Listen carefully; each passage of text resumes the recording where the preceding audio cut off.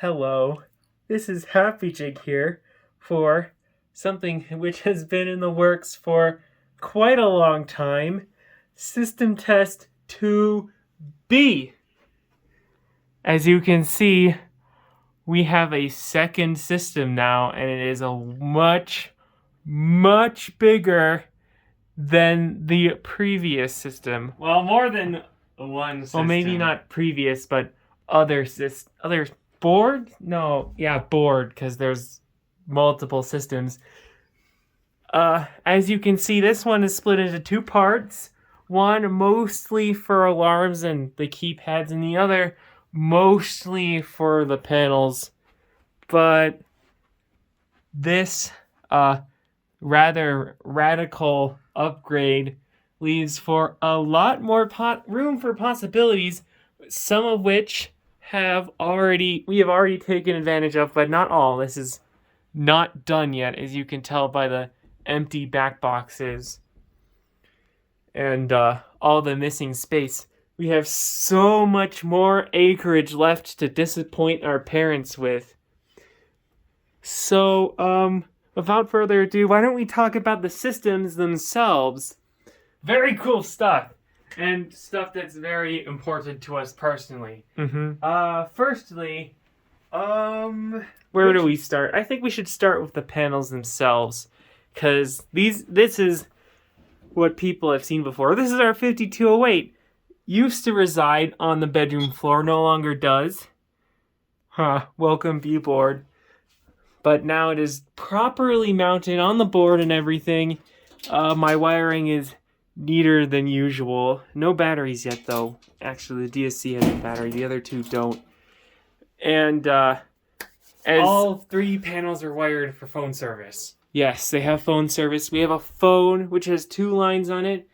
I'll probably insert a diagram here to explain what that's like. So here's an awkward jump cut transition moment.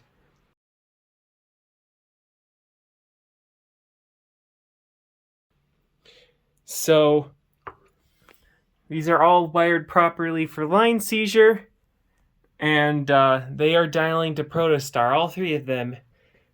So this is the 5208, my personal favorite conventional panel, and unfortunately it is a little dark. We have yet to improve the lighting. We have 5 zones set up. It should really be 6 right now, but it's only 5 for the moment because we ran out of adapter plates to mount the second detector. And I think that's enough about that for now. The other panel is actually our first panel, the DSC PC5010 version 2. Is it really our first? Yeah, it's our first panel. I don't think... Really? Yeah. We got it after the 5820XL. Did we? I think we did. Oh, well, it's definitely our first security panel, and it has not appeared in any videos yet.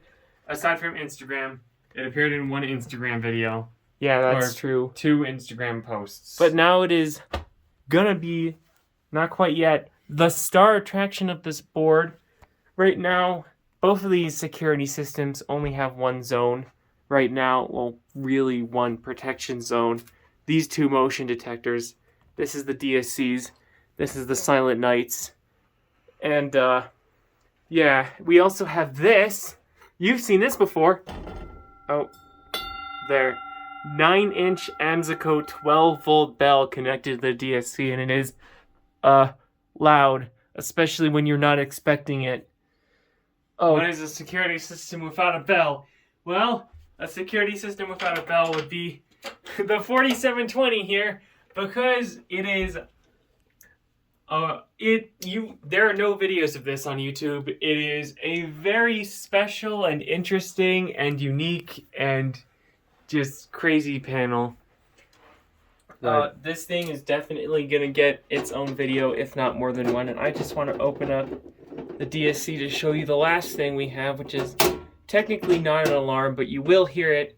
It's this tiny little piezo. This is a Dover Buzz. You'll also find these in simplex panels, and I think Ansel auto pulse panels. Some of them have those. Sounds identical.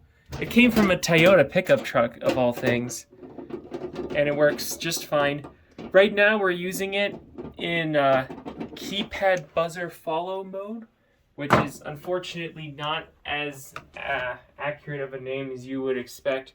Because this keypad, as you can hear, makes no noise. Its piezo is broken. Or it's very, very quiet. Extremely quiet, and I have no idea how to fix it. Yet. Hopefully. Hopefully that's a yet. Hopefully that's not an ever. But yeah, that is there for us to know when the system is about to go off, because the entry delay is counting down and you gotta put on your hearing protection in under 10 seconds or else. Oh, I should stop rambling about that and get onto the third panel. The 4720, this is a Silent Night Regency. This is a big Silent Night Regency. It is also a bit older than the ones that most of the other systems in the lineup. I think this hails from the late 80s, but they made these up until the early 2000s. They ended up being produced, well, maybe not produced, but sold by ITI in their later years. There is a huge story about that. Let's just open it and show it inside. Let's not ramble, because there is so much to talk about with the system. It warrants its own video, if not several, as we already said. Yeah. But as you can see, it's a pretty big board with a fairly unusual terminal layout. And there's rails for additional modules. This is a keypad supervision module. This is a power supply. The power supply is not connected. And there's also relay stuck to the door card, frustratingly. Uses the same Silent Night key. And we also have... Oh, yes! We have a tamper switch on here. So the system will chime and go into alarm when it's opened. So yeah, you can hear the chime. As the only time on this system these keypads produce multiple tones for some reason. The only time on the 4720, not the other Regencies. And that would lead into a tangent about something... That's its own video. Yep. That is its own video. Frustratingly, the chime is the same. Just like the DSC, the chime is the same for an opening or a closing. I don't understand why they did that. At least they could have, like, updated the ROM in this panel to make it like the newer ones, but they never did, which is very frustrating for me. So why don't we go talk about the keypads that are hooked up here. And the pull stations and devices. Yes. All the other devices. Oh, wait, we forgot 2 things on this board. Or, actually, 5 things. That's an i3. You've seen it before. It's hooked up to Zone 5. Zone 5 of the 5208. This is the same speaker you saw if you follow us on Instagram. That is hooked up to the 4720 output, the bell output, or the speaker siren output. Driver. Because all Regencies have a built-in speaker driver. And this isn't a Demco motion detector. I don't remember. 998. 998. It's just a motion. It's pretty normal. Works pretty well, about as well as this DSC here. And here is the telephone that is hooked up to the 2 lines that come into the board here.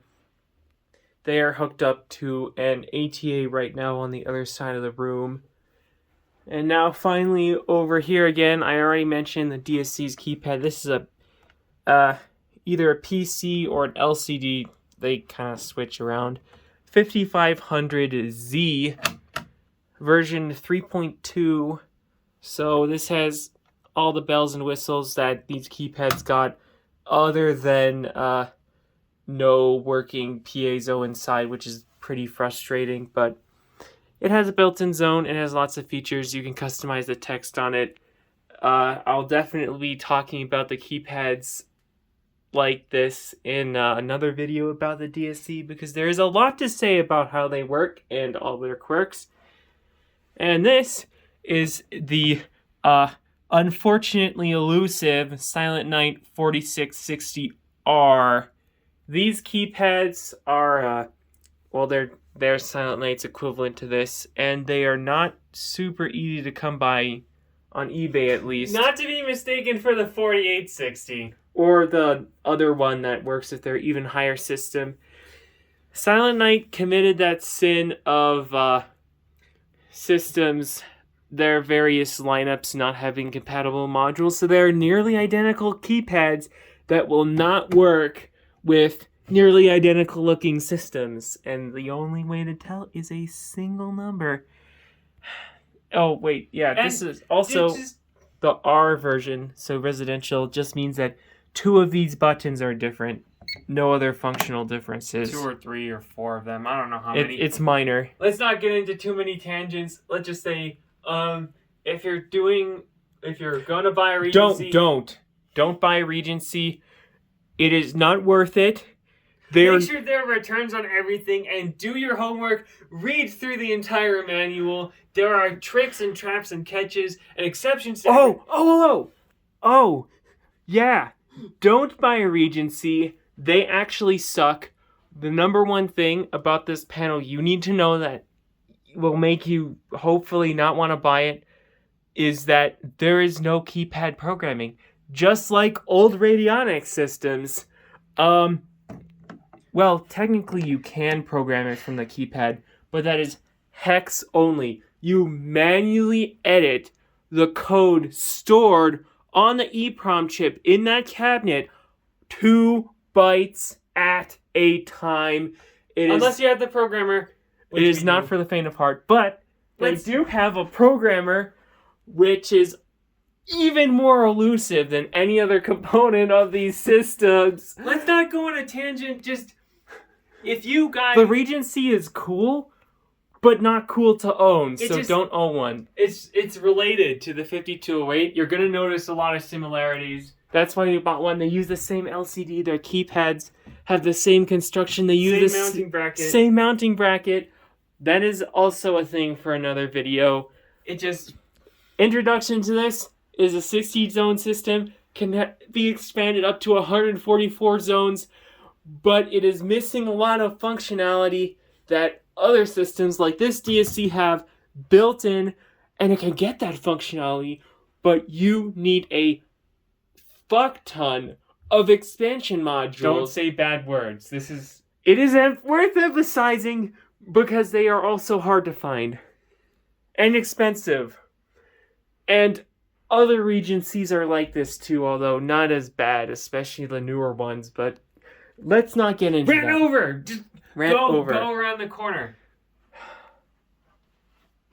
No, that's for another video. Oh wait, no it's not. Over here, we have the second keypad for the DSC. This is an 8-zone LED keypad whose door does not want to stay shut, rebranded by Westinghouse. Something interesting is that DSC sometimes quite dramatically changed the styling of their keypads to match what third parties wanted, and this is one of the coolest looking ones in my opinion, with this nice gray bezel with a square on it.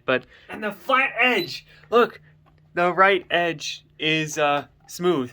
Mm-hmm. It's flat. It doesn't say DSC anywhere on it, or at least on the front. But it is just a normal 8-zone LED keypad. And its piezo works. That is the important part. And as you can see, it is not in the best of shape, but it is way better than when we got it. And it works perfectly, so I'm happy about this. I like this keypad. Oh, here's the Silent Night programmer. No, we're not going to show this yet, because it's not relevant. Okay, now on to the really important part. The part you really want to know about. The fire alarms. Yeah. This is an Edwards 277. It is single action. It has pigtails in the back. No screw terminals. The most basic model.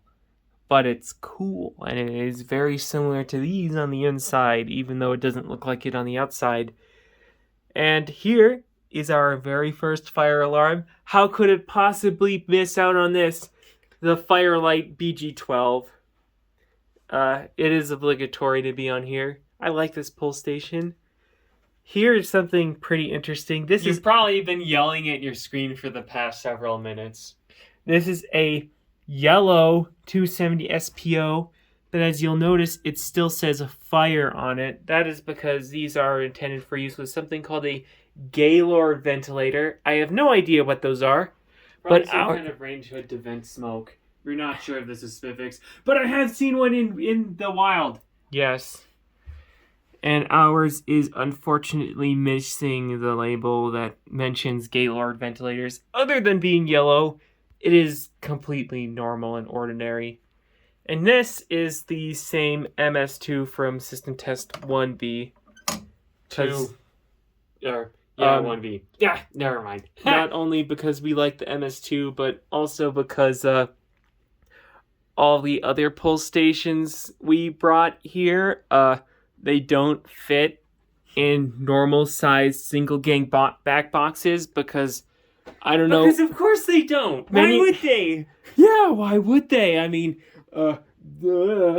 it's not like people are mounting them to regular single gang back boxes or anything. They should be using the special Chevron or Simplex back boxes if they want their pull stations to fit. I have no idea why companies do that. But I have no idea why so many just don't fit in regular boxes. It drives me insane. But just to cut to the chase. That's Zone why 1, that's here. Zone 2, Zone 3, Zone 4. I3 is on Zone 5. Yes. And this is Zone 7 of the PC 5010. This is Zone 1 of the 4720. And here we have the same 4 NSs from the last system test because actually the size of the holes I drilled here can only fit 2 cables through. So I could only install 1 NAC until we find our 4-conductor cable. Frustrating, but I love these alarms, so I'm not really that disappointed. They are all obviously synced together, and no audible silence. No audible silence. So the strobes and the horns go out together, and they're code 3, of course. So now that that's out of the way, let's dial into the Vista remotely.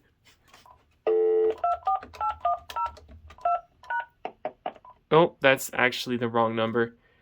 So now you guys know the number to call our Vista and mess with it if you're on Tandem X.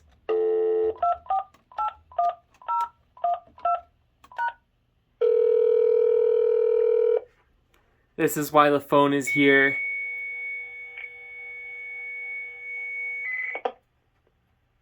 Hello, enter phone code now.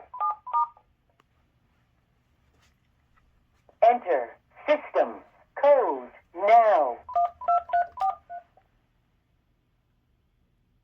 Armed max. So yeah, that is the 15P from the A system. Yes, we have them linked via the internet. Very, very cool stuff. And eventually, actually, it's already on its way, we're getting the phone module for these panels, which is called the Escort, and it is even cooler than the version for the Vista. That's definitely gonna get its own video. I love those things. So, it has been nearly 20 minutes. I think it's time to upset our neighbors. So, jump cut because we forgot to bring our hearing protection up here after vacuuming And we the need stairs. to eat lunch. Really? Yeah. Well, we'll be right back, and then we'll make lots of loud noise. Bye for less than 1 second. Okay, it has been less than 1 second. Time to pull the fire alarm. Which one first? The VG12. First pull station. First activation of the new board. Oh, wait. We should arm these. We can do that next. Yeah, okay. Let's just do this first because it's a system test. Fire alarms are what everyone comes here for. Okay. So, in 3, 2, 1!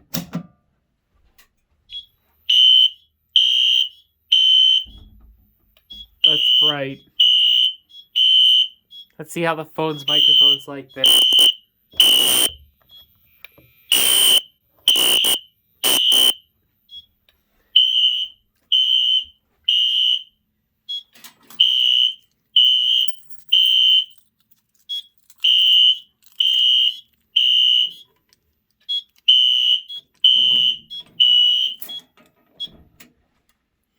Alright. Well, you didn't reset the pulse station. I always do that. Average system test. Come on. Work. No. It's a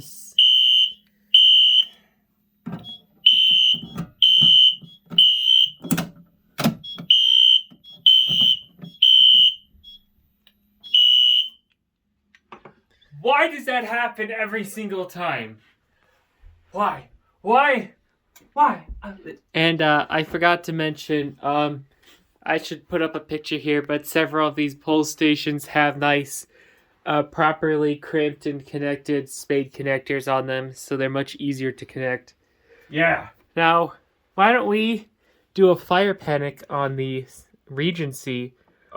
We've actually not done it yet with the siren connected, so we're gonna get to hear what that sounds like. It is extremely loud. Yeah, And then we'll this speaker siren is one of the loudest alarms we have, I believe. Also, I think the only audible panic programmed on the DSC right now is the fire panic, so we'll do that too at the same time. Why not? And then a different pulse station. Yeah.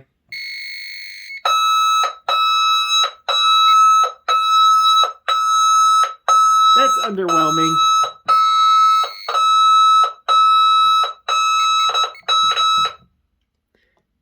And then it resets the power for smoke detectors.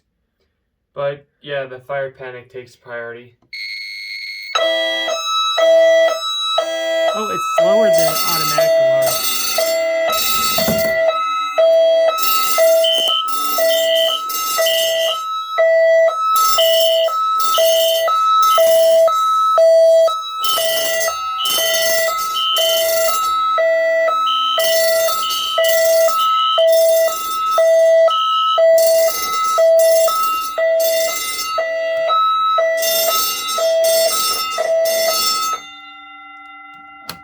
There we go. And as you can see, just like the other sunlight panels, this tells you when it's reporting on the display and it flashes the ready light. I wish every panel did that. Another unique thing is that if you enter the duress code, it will not say that it's reporting, it hides it, which is nice. Duresses work weird on this panel. Do you know the duress code? No, I don't remember it. But it wouldn't look like anything, so it's not super special. And now one more thing. I also want to demonstrate the alarm when it goes off automatically, because I believe that's different. Why not the DSC too? Let's go around the corner. You can hear the piezo, but here you can also hear this keypad beep. Oh, I should have armed it over here. Oh, I can still do that.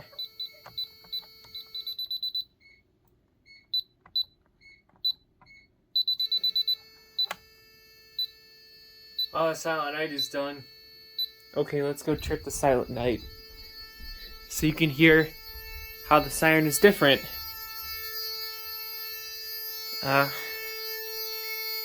There's an entry delay right now. Let's get out of the way. It actually shows a countdown on its screen. Yeah, it does. Very Something nice. newer systems, a lot of them don't do. Oh, look, you can see behind the board where all the wires are. Ooh.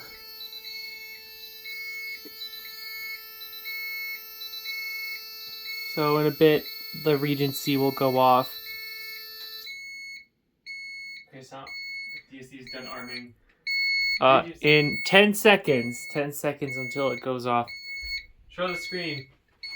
Let's not trip the DSC. Oh. See, it's faster. And the siren gets interrupted by key presses. You can also have a internal siren, which means speaker next to every keypad, which is probably why it acts like that. And now the DSC. Oh wait, it automatically armed 2 away. Let me do *1 for interior arm.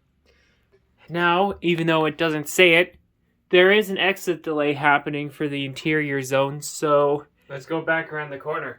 I want to stand here and watch the display change from stay to away. Oh. It will do that soon enough.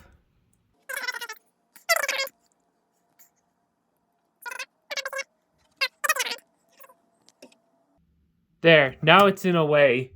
So, And if you look at the other keypad, you can see the bypass light went off since the interior zone isn't bypassed anymore. yeah, there it is. We can enter the wrong code.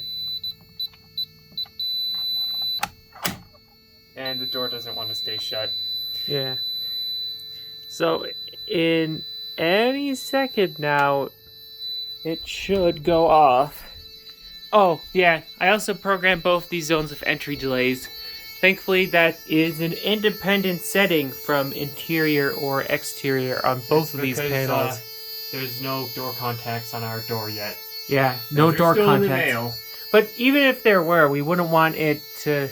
These would at least have to be interior followers. So having an entry delay is pretty much equivalent to that.